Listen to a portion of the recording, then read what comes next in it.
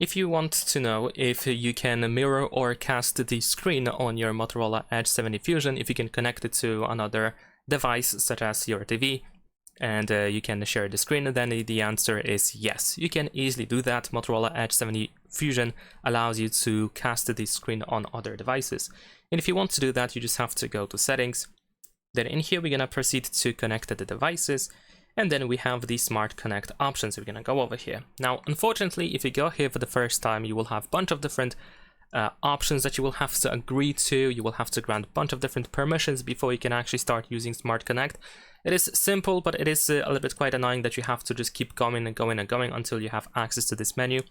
But this is, of course, one-time thing. Once you are done, then in here we can tap on Add a Device, or you can use this plus in the upper right corner.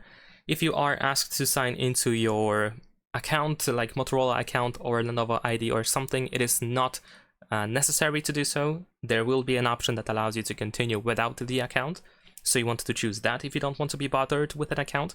And then in here you can choose display, for example, and you can start casting the screen once you select your device, whether it is external monitor, display, or TV or anything.